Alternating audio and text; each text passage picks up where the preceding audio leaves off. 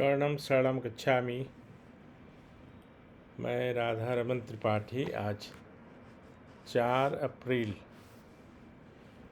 2026। सबसे पहले 3 परमनाद करता हूँ, फिर आपसे बात करता हूँ।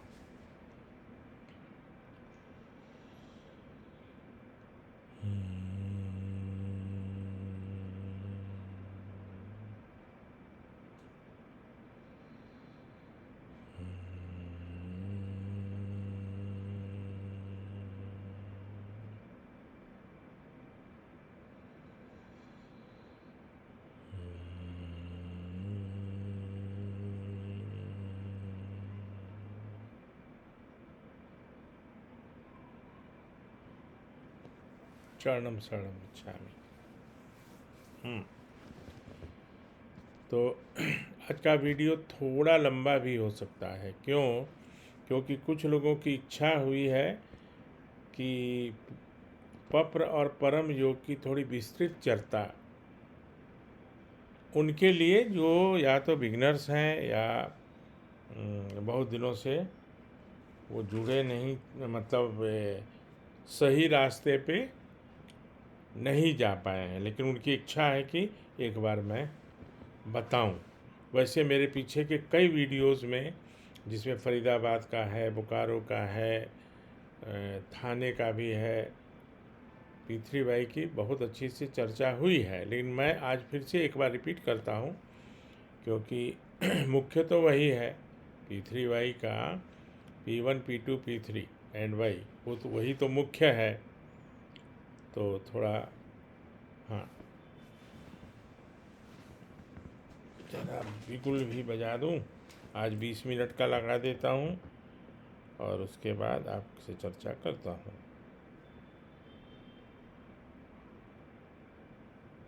जी।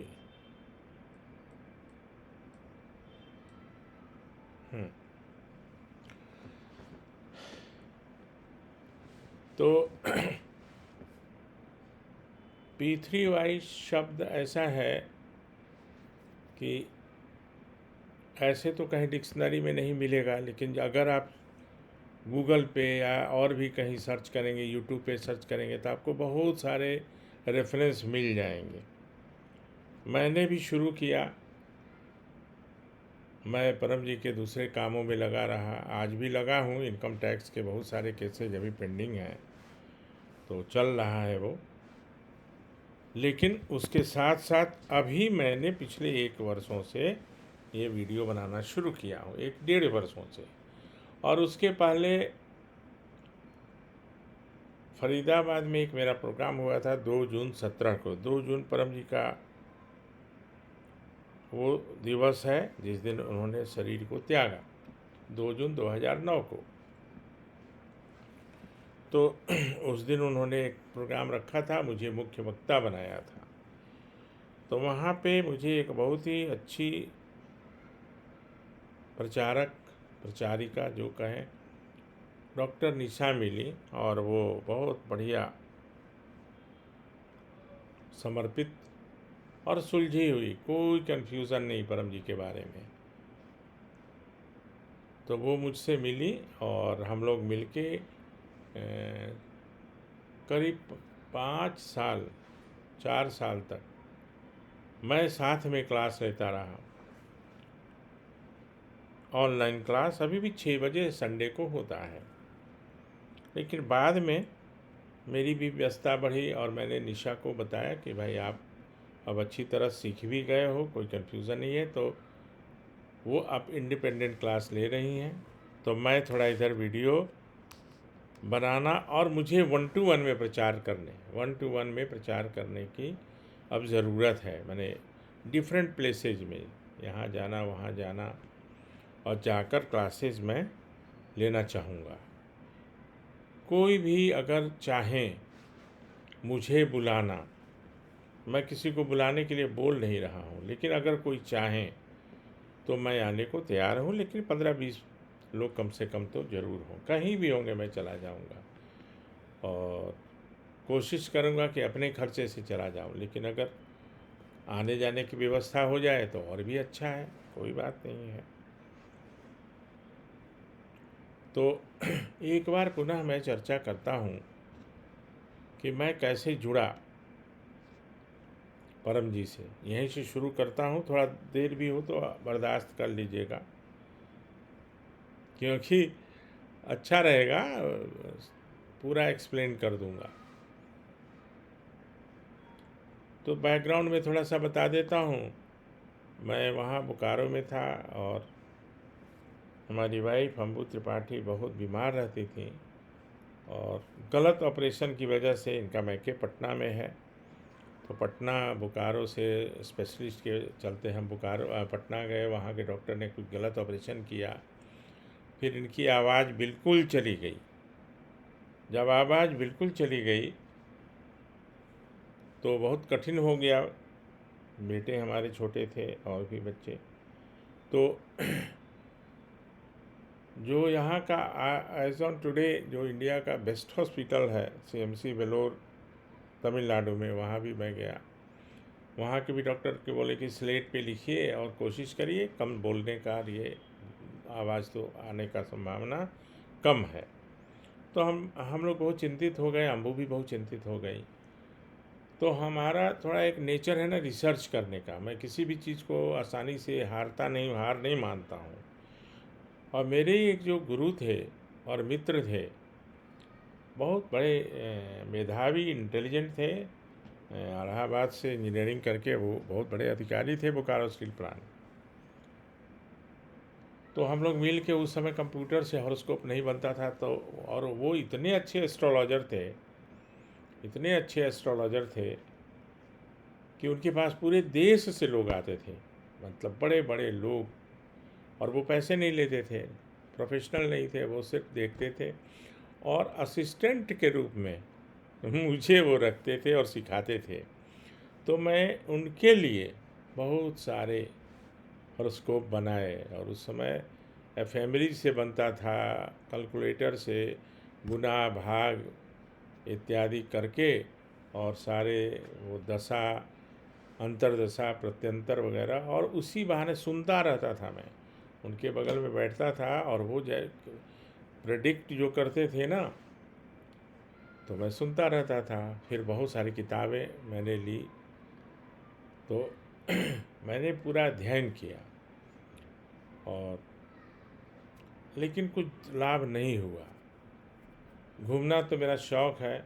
मैंने बहुत ज़्यादा सेल्फ ड्राइविंग करके 8 लाख किलोमीटर गाड़ी चलाई। मुंबई से दिल्ली मैं 60 टाइम्स गया हूँ, और दिल्ली से झारखंड और बिहार उतनी ही बार। अब आप सोचिए कि, और वो सेल्फ ड्राइविंग, उस समय हम लोग रात के 12 बजे भी चले, बैठ गए, चले गए, तय हुआ चलना है, चलिए, बस हो गया, सामान रखे और चल दिए। तो महीने में 2 यात्रा हो ही जाती थी। तो ये सब होता रहा, चलता रहा, लाभ नहीं हुआ। तो लास्ट में हमारे जो मित्र थे, और अब तो गुरु इसलिए बोलते हैं कि परम जी के बारे में उन्होंने ही मुझे बताया। जब वो भी थक गए सारा प्रयास करके, सारे वो रत्न जो हैं, सारे तरह के वो हवन कीर्तन इत्यादि, तो उन्होंने कहा कि त्रिपाठी जी आप एक काम करिए। थोड़ा वो संकोच कर रहे थे कि पता नहीं मैं मानूंगा कि नहीं मानूंगा। फर्स्ट इंस्टेंस में थोड़ा लगता है ना कि अरे 11 बार बोलेंगे कैसे काम हो जाएगा, क्या हो जाएगा, अनेक लोगों को लगता है। लेकिन मैं बहुत कष्ट में था, तो मैंने कोई तर्क नहीं किया। बोले कि बताइए, और उनका भरोसा भी है, क्योंकि कौन किससे क्या बात कर रहा है वो इम्पोर्टेंट है। ये बहुत इम्पोर्टेंट होता है कि किससे कौन बात कर रहा है। कोई अनजान आदमी ऐसे राह चलते बताएगा, पता नहीं, लेकिन कोई ऐसा व्यक्ति जिसका एक समाज में स्थान है, उसकी ये है, पहचान है, तो वो उसकी बात लोग ज़्यादा मानते हैं। तो मैं तो कष्ट में था, तो मैंने सोचा कि अब इतना कर ही रहे हैं तो इसको करने में क्या है। तो उस समय 10 वाक्य का ही होता था। तो उसका नाम था परम प्रयोग। 10, 10.1, 10.2, 10.3 ऐसे। तो मैंने शुरू किया। और उसमें फिक्स्ड भी था उस समय। अब पकड़ की जो राशि अभी है ना, बाद में परम जी ने चेंज किया, उस समय फिक्स था कि 1 ब्रेड रोटी और आधा लीटर दूध का मूल्य परम जी को दूंगा, इच्छा पूरी होने पर। अभी क्या है, इच्छा पूर्ण होते ही बहुत चेंजेज हुए, लेकिन फाइनली लास्ट में जो हुआ 11वां परम जी ने किया। और इसमें कुछ जो टर्म है, जैसे पकड़ है ना, तो पकड़ है वो जो परम जी को देने की हम लोग प्रतिज्ञा करते हैं। तो पहले उसको समाप्त करूं कि जब हमने शुरू किया करना तो मुझे लगा कि ये तो बहुत आसान भी है, और मुझे परम जी को मिलना था। मुख्य बात यह था कि मैं परम जी को मिलूं, उनकी सेवा करूं, उनके साथ मेरा कई जन्मों का नाता होगा। तो मेरे मन में कभी उनके प्रति कोई भी गलत विचार नहीं आया, और न ही मुझे तर्क मेरे दिमाग में कि एक हाउ इट इज़ पॉसिबल। मेरे से बहुत प्रश्न रोज़ होते रहते हैं, ये है कि नहीं, वो है कि नहीं। जब तक परम जी नहीं मिले थे तो जिज्ञासा होती थी, परम जी कैसे दिखते हैं, परम जी क्या खाते हैं, कैसे हैं, क्या है, वो अलग बात है। बट मन में कभी ऐसा नहीं रहा कि परम जी का जन्म कहाँ हुआ या परम जी क्या करते रहे। तो परम जी फाइनली 1997 में हमारे घर को अपना घर समझ के शुरुआत किए रहना, और 97 से लेके 2008 तक तो कंटिन्यूअस रहे, बीमारी की हालत में भी। जब वो बीमार पड़े होली के दिन, उस समय वो सूरत में थे, उस दिन मैं थाने में था। तो मैं आया दौड़े दौड़े दौड़े, मुझे फ़ोन आया, पहला फ़ोन मुझे आया कि उनको फ़ोन करो जल्दी से। ज्ञानेंद्र पांडे जी थे वहाँ अम्बानगर सूरत में। तो उन्होंने मुझे फ़ोन किया, और मैं और अम्बू रात में ही गाड़ी लेके निकल गए। जितने बजे फ़ोन आया उसके 10 मिनट के अंदर। बहुत बातें बताना चाहते थे, बहुत बातें उन्होंने बताई भी। वो कभी बाद में आपको लोगों को डिस्क्लोज करूँगा, किसी सभा में डिस्क्लोज करूँगा। तो उसके बाद चलता गया, सिलसिला चलता गया, और अम्बू की आवाज़ धीरे धीरे वापस होती गई।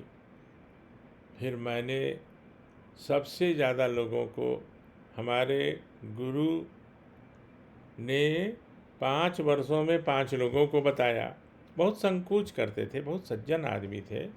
उनको लगता था कि मैं किसी को कहूँ और वो नहीं बात माना या कुछ बोला, लेकिन ऐसी बात नहीं है, बताना तो पड़ेगा।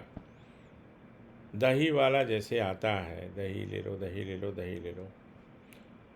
अब वो नहीं बोलेगा तो कैसे पता चलेगा कि वो दही बेचने वाला है।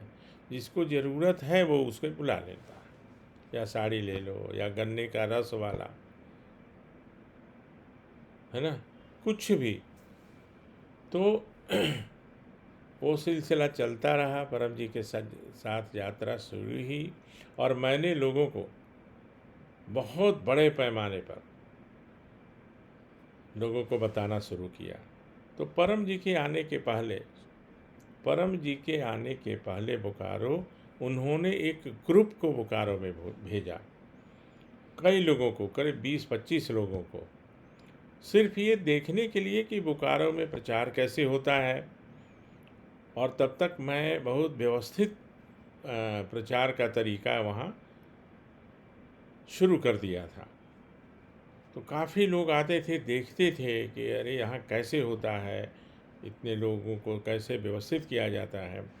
तो काफ़ी लोग आए, जिसमें देवमणि पांडे, ज्ञानेंद्र पांडे फरीदाबाद से, पवन रस्तोगी रामपुर से, जसवंत मोगा आईपीएस थे वो, वहाँ उस समय एसएसपी शिमला, वो वहाँ से आए।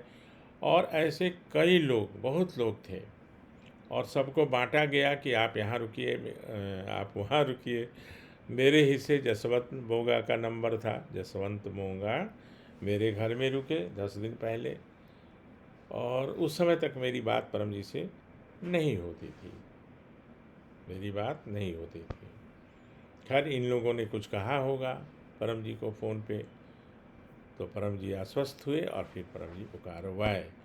और बोकारो आए तो बोकारो के होकर रह गए। बोकारो के होकर रह गए मतलब ऐसा नहीं कि कोई उनका कोई बंधन था, उनको बोकारो इतना पसंद आया और इतना वहाँ पे सारे कार्यक्रम हुए। इनकम टैक्स की फ़ाइल उनकी वहाँ बनी, मुझे उनका एडवोकेट बनने का सौभाग्य मिला। ये बहुत बड़ी बात है। और परम जी ने क्यों मुझे चुना, ये भी एक बहुत बड़ी बात है। परम जी के लिए तो कोई भी संभव, कुछ भी संभव था। तो लगता तो नहीं है कि आज B3 भाई का पप्र और परम जोग का हो पाएगा।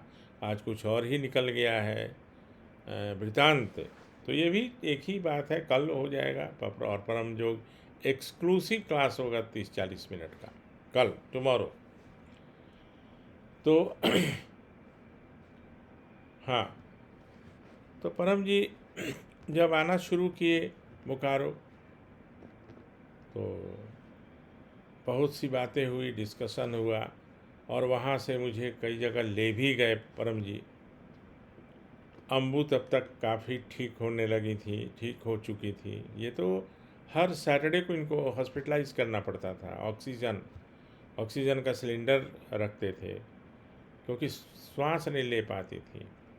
ट्रीटमेंट के लिए जाना है तो पहले के जो ट्रेन होते थे ना, उसमें इंटरकनेक्टेड बॉगीज़ नहीं होती थी, कोचेज़। और एक ट्रेन थी बोकारो अलेप्पी, वो पहले बोकारो से खुलती थी, फिर धनबाद से खुलने लगी। अलेप्पी केरल में है, तो वेलोर जो है ना, तो वो काटपाड़ी एक जंक्शन है, रेलवे जंक्शन का नाम है काटपाड़ी। तो बोकारो में बैठिए और वहाँ 2 दिन 3 दिन तक पूरा आंध्र प्रदेश वगैरह होकर जाना पड़ता था। तो ट्रेन के ड्राइवर को जाकर रिक्वेस्ट करना पड़ता था, मैंने चलने में इनको इतनी दिक्कत होती, चल ही नहीं पाती थी, बहुत भारी भारी कष्ट से।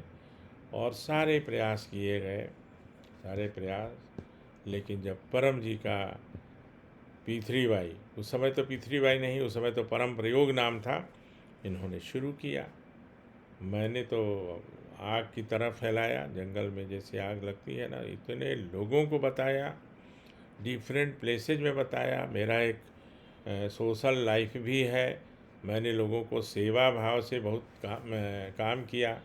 विभाग से मैं छुट्टी लिया, मैंने छुट्टी मतलब नौकरी ही मैंने छोड़ दी, और फिर LLB किया, LLB करके फिर प्रैक्टिस में आया, क्योंकि मुझे तो परम जी का वकील बनना था।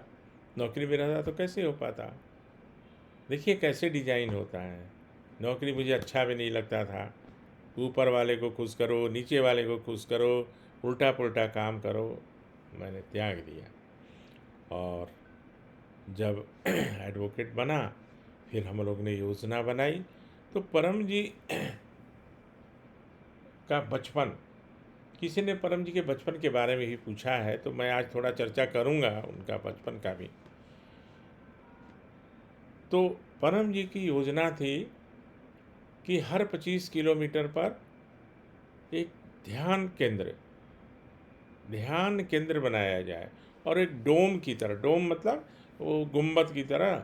और एक उदाहरण भी उन्होंने दिया है, पटना में गोल घर है, हालांकि वो बनाया गया था अकाल के समय में अनाज का वहाँ स्टोरेज के लिए, लेकिन परम जी बोलते थे कि पटना में गोल घर है ना, तो बहुत बड़ा है, लेकिन छोटे छोटे ये डोम उसको बोलते हैं, कि जहाँ बैठ के परमनाथ किया जाए तो उसका और अलग ही आनंद आएगा।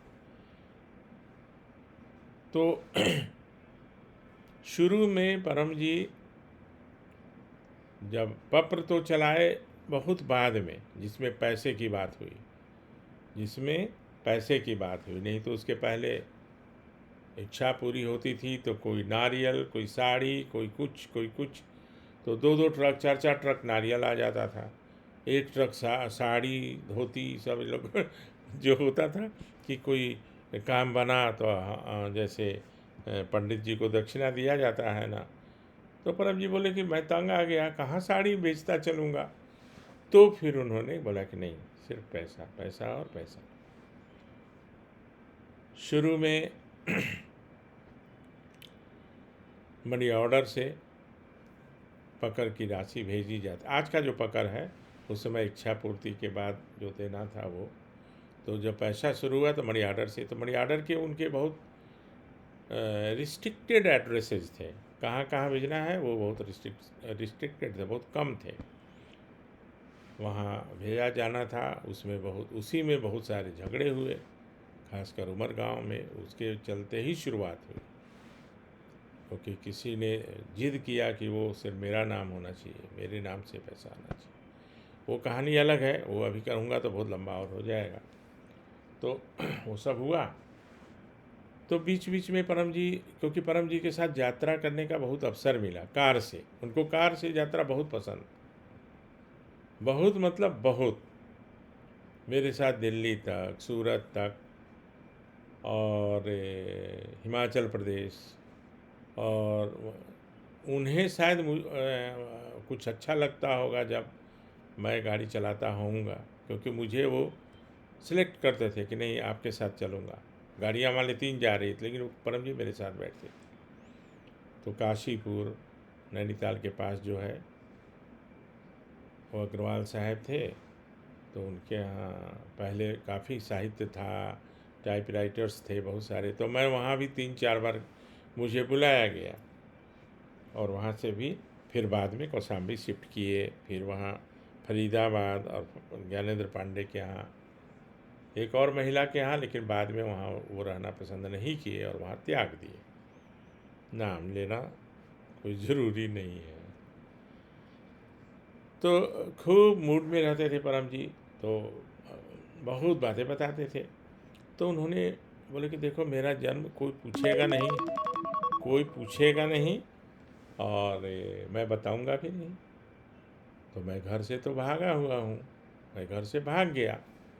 और बहुत बचपन से ही वो बहुत उनके मन में ये जो अपना सनातन धर्म का जो लोप हो रहा था, और लोप हुआ, क्योंकि उसमें इतने सारे आडंबर थे और इतने सारे, हमारा सनातन धर्म खराब नहीं है, लेकिन लोग कुछ लोग ही उसको इतना ज़्यादा उसमें ये शर्त और वो कर देंगे कि ना वो होगा और ना कोई करेगा। तो उसके चलते चलो भैया छोड़ो, इससे अच्छा नहीं करो, है ना। तो परम जी चाहते थे कि अपने सनातन धर्म को फिर से पुनः स्थापित किया जाए, परम जी को पुनः स्थापित किया जाए। तो माँ से पूछते थे, जब एकदम छोटे थे, माँ उनकी भी बहुत सिद्ध महिला थी, वो मिठाई मंगाती थी, घड़ी मंगाती थी, आप बैठ जाइए, तो आपको क्या खाना है, रसगुल्ला खाना है तो कहीं से वो आकाश मार्ग से आ जाता था।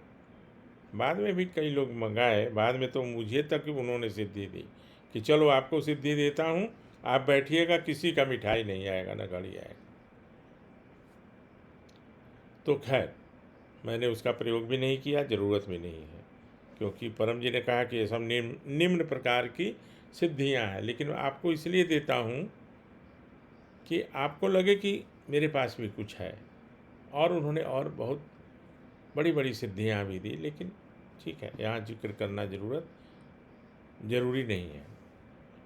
तो माँ से पूछते थे, जब अभी भी ये प्रचलन में है कि जब आप पंडित जी को बुलाएंगे, घर में पूजा होगी, तो अब जैसे देवी की पूजा मान लिया कर रहे हैं, तो सब ये फूल चढ़ाओ, अक्षत चढ़ाओ, ये चढ़ाओ, वस्त्र चढ़ाओ। तो वस्त्र तो वहाँ पे क्या है, वस्त्रम समर्पयामि, वो पंडित जी क्या करते हैं, वो धागा मौली रोली होता है ना, उसको तोड़ेंगे, चढ़ा देंगे। तो ये देखते रहते थे और पूछते थे। फिर माँ से पूछे, माँ ये वस्त्र है क्या, अगर ये मैं तुम्हें ऐसा वस्त्र दूँ तो कैसे पहनोगी। तो डांट भी खाते थे, कभी कभी पिटाई भी खाते थे परम जी माँ। ये परम जी ने जो बताया। 14 जनवरी मकर संक्रांति उस समय मनाया जाता था। फिर परम जी ने कहा कि हर 100 वर्ष के बाद ये बढ़ता जाएगा, लेकिन 100 ईयर्स के बाद। अब आप देखिए, अभी मकर संक्रांति 15 जनवरी को मनाया जाता है, ये 8-10 वर्ष 5 वर्ष पहले से। तो उस समय 14 जनवरी, ये भी एक जानकारी आप लोगों के लिए है कि हर 100 वर्ष के बाद, वो अगला तो हम लोग रह नहीं पाएंगे उस समय तक, लेकिन अपने बच्चों के लिए ये बताने वाली बात है कि हर 100 ईयर्स के बाद मकर संक्रांति एक दिन डिफर करेगा, यानी 14 जनवरी के बाद 15 जनवरी, 15 जनवरी के बाद 16 जनवरी को मनाया जाएगा। तो प्रयागराज में मकर संक्रांति के दिन, वैसे परम जी का जन्म भी मकर संक्रांति को ही हुआ, 14 जनवरी को।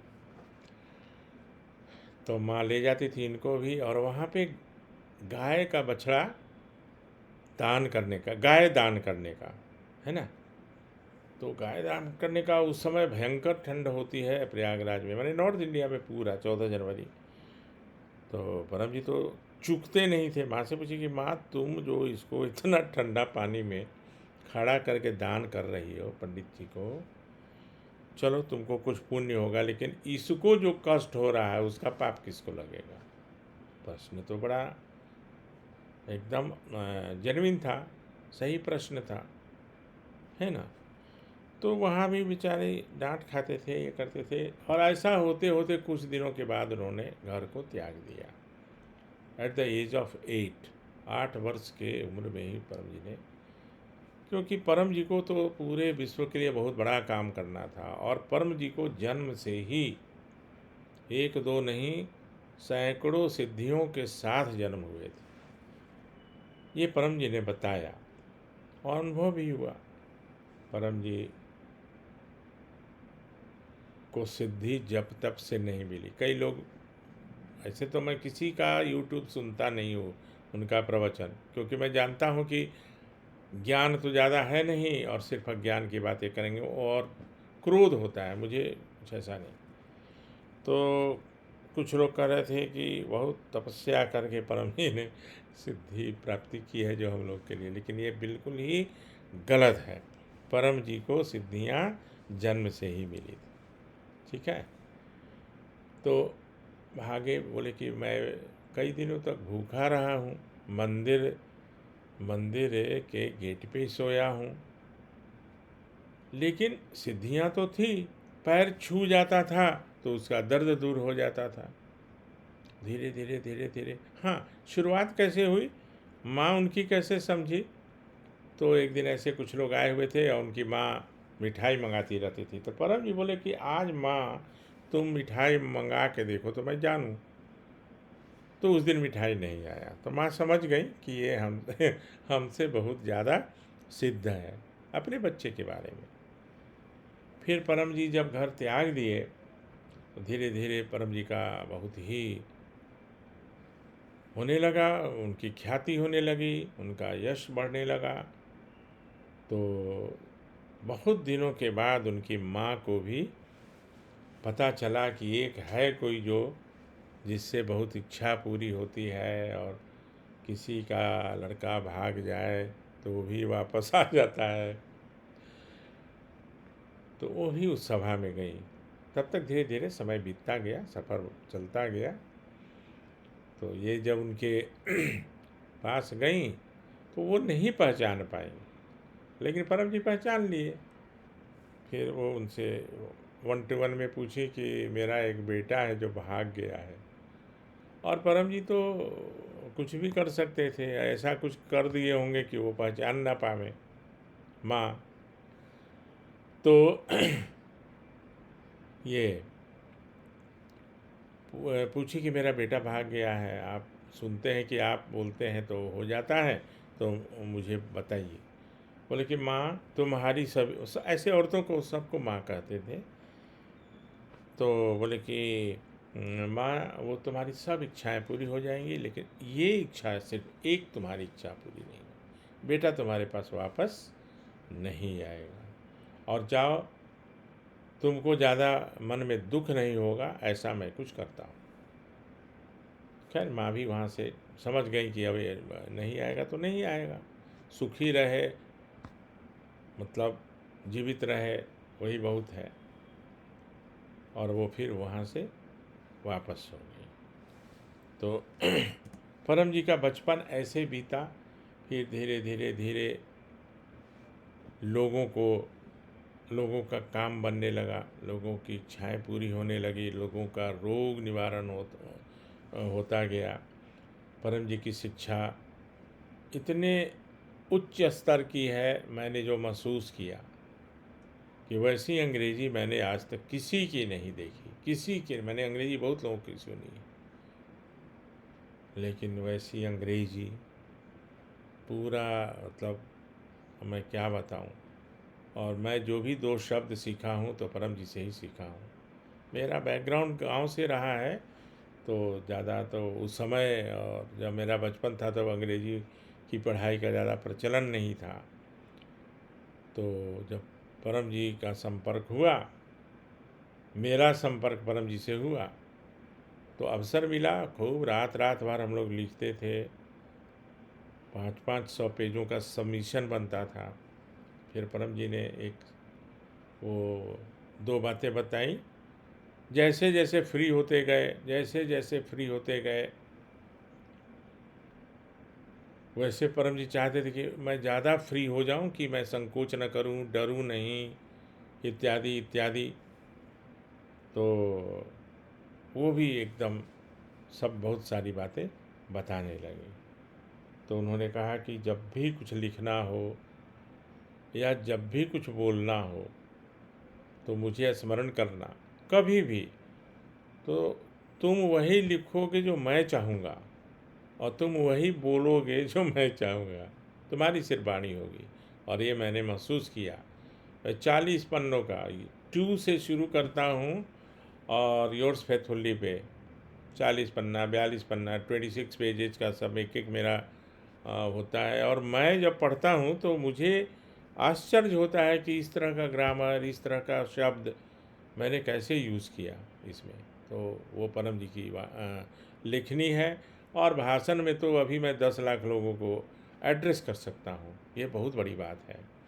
फर्स्ट क्लास जब हम लिए थे, पहला क्लास जो पी3 का, तो पत्र करके लिए थे, क्योंकि इतनी घबराहट थी कि 25 लोग को भी मैं कैसे क्या बोलूँगा। उसको माइक फियर बोलते हैं, माइक से बोलने में डरना। और आज आज परम जी की ऐसी कृपा है कि मैं 10 लाख लोगों सामने हूँ तो मैं उनको एड्रेस कर सकता हूँ। तो ये एक बहुत बड़ी बात है। परम जी मन की बात तो जान लेते थे ऐसे। उस समय परम जी से मिलने के पहले मेरे यहाँ दुर्गा सप्तशती का पाठ स्वयं करते थे, मैं और मेरी वाइफ। और जब दो बातें अभी बताऊंगा, एक पटना से यात्रा की, और एक बोकारो में जब पहला प्रोग्राम वैभव होटल में हुआ। चास एक जगह है बोकारो से सटे हुए, सिविल टाउन। बोकारो स्टील तो गवर्नमेंट ऑफ इंडिया का वो सेल का है टाउनशिप, लेकिन नदी है, और उस नदी को पार करने के बाद तो वहाँ पे जब पहला क्लास था तो बहुत अम्बू बैठी थी सामने। इन्होंने कुछ कहा नहीं, इन्होंने कुछ कहा नहीं, लेकिन इनके मन में था कि हमको दुर्गा का दर्शन हो जाए। परम जी ऐसे ही बोले, माँ दुर्गा का दर्शन तो मांगती हो या मांगने की इच्छा है, लेकिन 3 चीज़ बोले, कैलेंडर का शेर, सर्कस का शेर और जंगल का शेर। शेर तो तीनों जगह पर है, कैलेंडर में भी शेर का फोटो है, वो भी शेर, उसको देखना आसान है, सर्कस में भी देखना आसान, लेकिन जंगल का शेर वो बहुत कठिन है। और जब दुर्गा शेर की सवारी के साथ दर्शन देगी तो उसको तो बर्दाश्त करना कठिन होगा। ये सोचने वाली बात है। किसी को हनुमान के दर्शन की, क्या हमको हनुमान जी का दर्शन हो जाए। बोले कि घर में कोई बंदर आ जाए तो आदमी छिपते चलता है, उसको कैसे भगाएं, परेशान रहता है। और सीधे हनुमान जी आ जाएंगे तो क्या होगा। और मज़े की बात है कि 2 दिन के बाद हमारा फर्स्ट फ्लोर पे हम लोग का घर बोकारो में था, और सामने बहुत बढ़िया बालकनी था, सब कुछ था। तो हम लोग बाज़ार जाते थे आते थे तो ड्राइंग रूम खुला था उस दिन, ड्राइंग रूम खुला था। और जब हम लोग इधर से ताला खोल के अंदर घुसे तो देखे कि एक बहुत बड़ा बंदर हमारे सोफ़ा पे बैठा हुआ। 2 दिन पहले की बात और 2 दिन बाद ये। अब बताइए, उस बंदर को भगाने के लिए सब कोई बेचैन हो गया, सबको ये लाओ बुलाओ भाई, ये कहाँ से आ गया, है ना। तो परम जी की बातें सब जो है, एक एक अक्षर, एक एक सब कुछ। और मन की बात कैसे, ये तो मन की बात है नहीं। उन्होंने तो न तो अम्बू ने कहा ना और भी किसी ने कहा कि मैं मुझे क्या इच्छा है। पटना से शाम को चला, पटना से परम जी को लेके गाड़ी में, स्टॉपेज था, मैंने रात में विश्राम करना था।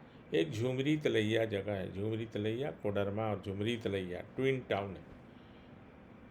तो वहाँ पर ही हमारे ससुराल के तरफ से ही एक रिश्तेदार हैं, उनके यहाँ रुकना था।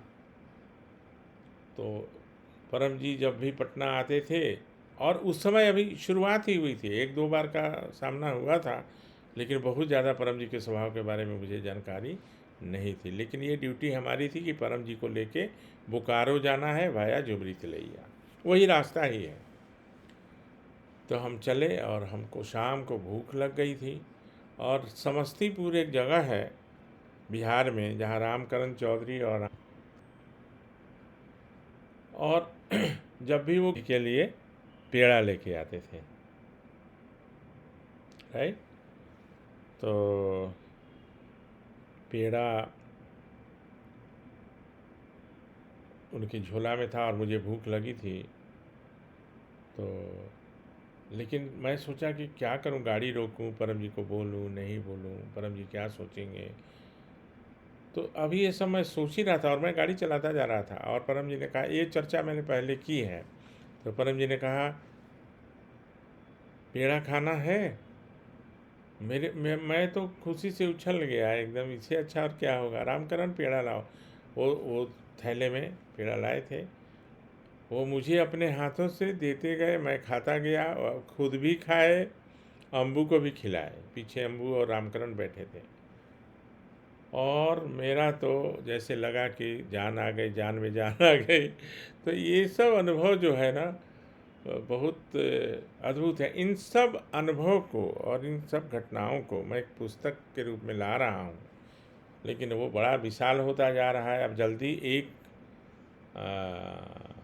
एक उसका वॉल्यूम मैं प्रिंट कराना चाहता हूँ, शुरुआत से लेके जितनी भी बातें परम जी ने बताई है, और परम जी के द्वारा कहा हुआ अनुभव, उनका कहाँ कहाँ जाना, कहाँ संबंध टूटना, कहाँ क्या करना, कहाँ सत्तू पीना, मुख्यमंत्री के यहाँ अतिथि होते थे पटना और जाके सत्तू पीते थे। ये सब बहुत सारी घटनाएं हैं। विनोदानंद झा करके थे ना मुख्यमंत्री। तो बहुत बातें परम जी ने बताई है, लेकिन शायद बहुत लंबा हो गया है ये। तो वो तो चलेगा, लंबा तो होता जाएगा, मैं क्या करूं। तो अब आज इसको यहाँ समाप्त करते हैं।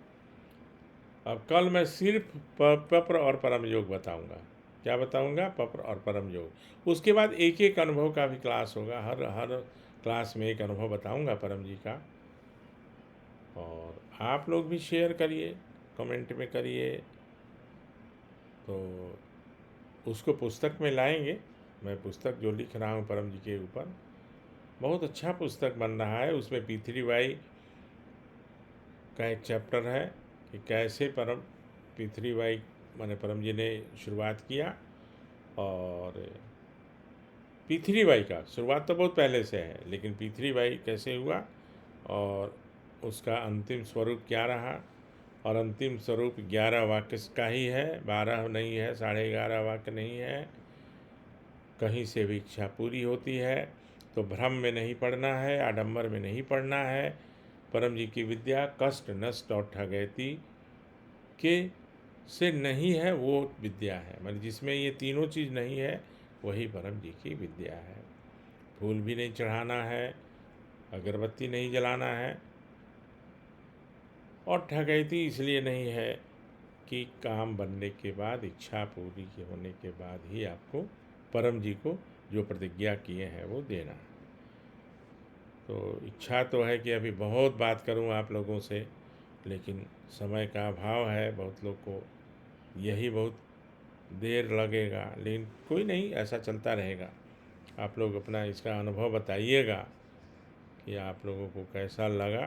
फिर मैं कल बात करूँगा। अब माउस जी मिल गए आज जल्दी तो ठीक है, आप सबसे विदा लेता हूँ। शरणम शरणम गच्छामि।